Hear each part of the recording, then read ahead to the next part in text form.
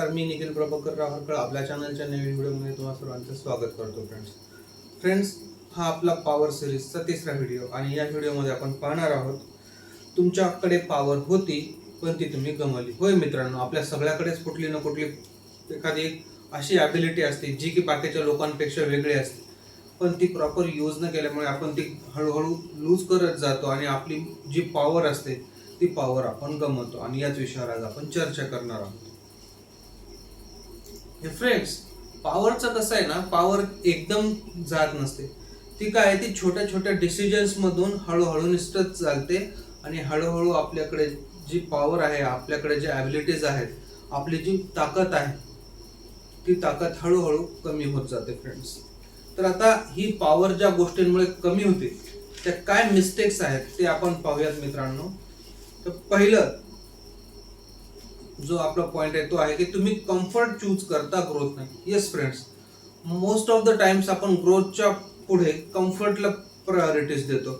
आपल्याला असं वाटतं की ठीक आहे ना, काय प्रमोशन झालं किंवा हेडेक वाढतील, हे होतील ते होतील, हे सगळं चालू आहे ना, व्यवस्थित चालू आहे, कशाला प्रमोशन घ्यायचं किंवा कशाला ही गोष्ट करायची, माझं या सगळ्या गोष्टीमध्ये चालू आहे ते ठीक चालू आहे.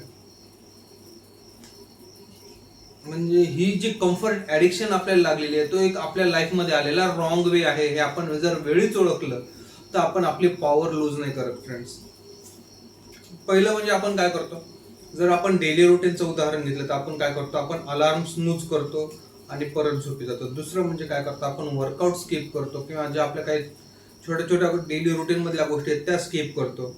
आणि आपण सगळ्यात मोस्ट महत्वाची गोष्ट काय करतो की आपण इझी जी कामं आहेत, जी आपल्याला सोपी वाटतात तीच कामं आपण निवडतो आणि जी अवघड कामं आहेत ती मागे मागे टाकत जातो. आणि यामुळे काय होतं, आपण रोज छोटा छोटा कम्फर्ट निवडतो आणि या छोट्या छोट्या कम्फर्टमुळे काय होतं, हळूहळू हळूहळू आपली जी मोठी पॉवर आहे, ज्या गोष्टीमुळे आपल्याला काहीतरी आपल्या लाईफमध्ये ड्रास्टिक चेंजेस होणार होते ते चेंजेस कमी होत जातात. हळूहळू आपली पॉवर जी आहे ती कमी होत जाते. फ्रेंड्स, दुसरा मुद्दा म्हणजे आपण कन्सिस्टन्सी तोडतो म्हणजे आपण काय करतो, आपण एखादा प्लॅन केलेला असतो की नाही, मला हे एक आठवडाभर ही गोष्ट करायची किंवा मला ही गोष्ट कन्सिस्टंटली करायची. मग आपण काय करतो, 2 दिवस 3 दिवस ती गोष्ट खूप जोमाने करतो, कारण का असं ते नवीन नवीन उत्साह असतो ना. त्यामुळे आपल्याकडे एक म्हण आहे बघा फ्रेंड्स, की नव्याचे 9 दिवस. म्हणजे एखादी गोष्ट करायची तर ते उत्साहात काही दिवस करायची, 2 दिवस 3 दिवस करायची आणि मग काय होतं, मग परत 4 दिवसांचा 5 दिवसांचा गॅप त्या गोष्टीमध्ये येतो आणि त्यामध्ये कन्सिस्टन्सी राहत नाही. यामुळे काय होतं फ्रेंड्स, की आपण सुरुवात तर करतो, तुम्ही सुरुवात करता, तुम्ही सगळं एकदम जोमाने हे करता, पण ती जी सुरुवात तुम्ही केलेली आहे ती सुरुवात तुम्ही शेवटपर्यंत नेत नाही. ती कन्सिस्टन्सी तुम्ही कंटिन्युअसली ती काम करण्याची, ती तुम्हाला हॅबिट लागण्याची जी प्रोसेस आहे ती तुम्ही मुदातच तोडता आणि त्यामुळे मग आपली पॉवर जी आहे ती कमी होते. फ्रेंड्स, तिसरा मुद्दा, तुम्ही इमोशन्सवर कंट्रोल गमावता.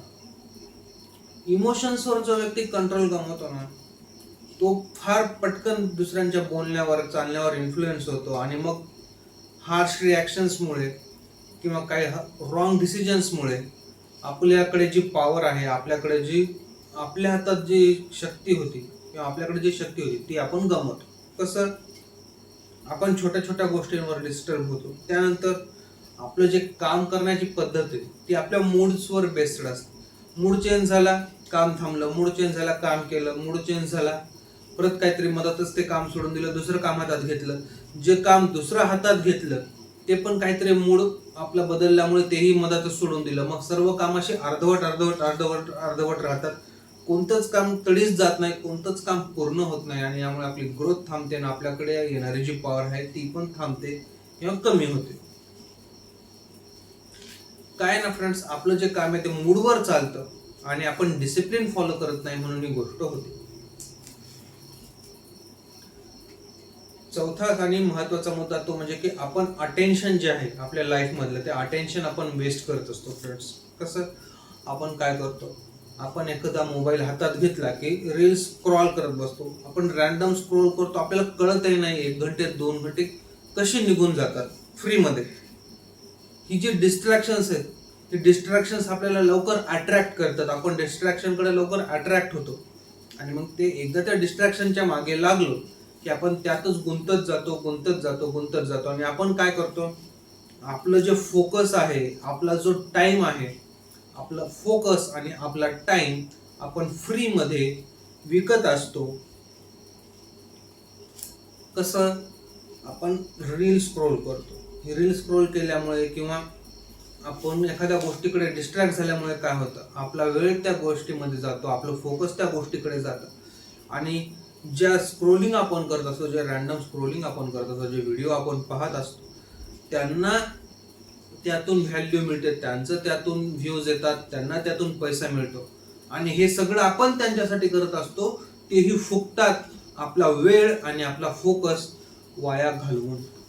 आणि त्यामुळेच आपल्याकडे पॉवर राहत नाहीत आणि जी लोक हे करतात, ज्यांच्या रील्स आपण पाहतो, ते मोठे होतात, ते इन्फ्लुएन्सर होतात आणि मग आपण त्यांना फॉलो करायचा प्रयत्न करतो. पुढचा महत्वाचा मुद्दा जो आपला 5वा पॉइंट आहे तो म्हणजे काय, की आपण डायरेक्शन लेस जगत असतो. आपण डायरेक्शन शिवाय जगत असतो फ्रेंड्स. डायरेक्शन शिवाय जगत असतो म्हणजे काय, तर पहिलं म्हणजे की आपल्या लाईफमध्ये काहीतरी एक फोकस्ड गोल नसतो, क्लिअर गोल नसतो. आपण काहीतरी ठरवतो की मला हे करायचंय, आपण त्यासाठी काम करतो, आपण ती गोष्ट फॉलो करतो आणि मग आपण काही दिवसात थांबून जातो. त्याच्यानंतर रॅन्डम डायरेक्शन्स म्हणजे काय, कोणीतरी आपल्याला काहीतरी येऊन सांगतं की अरे तू काय कर, हे असं आहे ना, मग तू असं कर, हे कर, मग तुझा प्रॉब्लेम होईल. आपण ती डायरेक्शन फॉलो करतो. मग परत मदतच कोणीतरी अजून एक व्यक्ती येतं, ते सांगतं की अरे नाही हे चुकीचं आहे, तू असं कर. मग आपण त्या व्यक्तीचं ऐकतो आणि त्या गोष्टीकडे जातो. परत कोणीतरी काहीतरी सांगतं, आपण परत तिसऱ्या गोष्टीकडे जातो आणि असं करून आपण 1, 2, 3 अशा मल्टिपल गोष्टीचं जम्बलिंग करतो आणि ऍक्च्युअल जो प्रॉब्लेम आहे तो बाजूलाच राहतो आणि आपण तिसऱ्याच प्रॉब्लेम मध्ये जाऊन अडकतो. याला म्हणतात डायरेक्शनलेस थिंकिंग किंवा डायरेक्शनलेस काम करणं. कोणाचंही ऐकून रॅन्डम डायरेक्शनने जाणं. ऍक्च्युली काय केलं पाहिजे, आपण प्रॉपर अनालाइज केलं पाहिजे की आपला प्रॉब्लेम काय आहे आणि मग त्यावर फोकस करून आपण जर काम केलं तर आपल्याकडे ते काम राहतं, आपलं काम व्यवस्थित होतं. काय ना फ्रेंड्स, आपण खूप बिझी असतो, आपण काहीतरी काम करत असतो, हे करत असतो, ते करत असतो, मल्टिपल गोष्टी करत असतो. या गोष्टीमुळे आपण बिझी खूप असतो, पण या गोष्टीमुळे आपली प्रोग्रेस होत नाही. हे कशामुळे होतं, हे आपण डायरेक्शनलेस असल्यामुळे होतं मित्रांनो. हा एक महत्वाचा मुद्दा आहे ज्यामुळे आपण आपली पॉवर गमवत असतो. फ्रेंड्स, आपण पॉवर सोडतो किंवा आपण काय ना, आपण जेव्हा वीक होतो तेव्हा आपण एकदम वीक होत नाही, आपण हळूहळू वीक होत असतो. कसं? आपण एकाच दिवसात सगळं काही चूक करत नाही. काही काही लोक एका दिवसातही पॉवरलेस होतात, पण ते काहीतरी खूप मोठं त्यांच्या लाईफमध्ये झाल्यामुळे किंवा काहीतरी मोठा सेटबॅक आल्यामुळे ह्या गोष्टी होतात. पण एक जर नॉर्मल पर्सनचं आपण उदाहरण घेतलं तर तो एकदम पॉवरलेस होत नाही. काहीतरी मिस्टेक्स त्याच्या मागे असतात, काहीतरी रॉंग डिसिजन्स घेतल्या गेलेले असतात, कोणाचं ऐकून एखाद्या गोष्टीवर इन्फ्लुएन्स होऊन एखादं काम केलं गेलेलं असतं आणि त्याच्यामुळे त्याच्या लाईफमध्ये तो सेटबॅक आलेला असतो. पण हा सेटबॅक जो आलेला असतो तो हळूहळू आलेला असतो, तो एकदम आलेला नसतो. आपल्याकडे सुधारण्यासाठी वेळ असतो. आपण जर ते केलं तर आपण आपली पॉवर रिगेन करू शकतो. ऍट द एंड मी तुम्हाला एवढंच सांगेल फ्रेंड्स की पॉवर लॉस जो आहे ना, तो मोठ्या फेल्युअर्समुळे कधीच होत नाही. तो होतो आपण डेली केलेल्या छोट्या छोट्या चॉईसेसमुळे. कारण ह्या चॉईसेसमुळे आपल्याला एकदम सेटबॅक दिसत नाही, आपल्याला छोट्या छोट्या गोष्टी लक्षात येत नाहीत आणि हा पॉवर लॉस आपल्या लाईफमध्ये होतो. आजच्या पुरतं इतकंच मित्रांनो. This is Nikhil Harkal talks, real life real estate. Video जर आवडला असेल तर चॅनलला लाईक शेअर नक्की करा, सबस्क्राईब नक्की करा फ्रेंड्स. थँक्यू.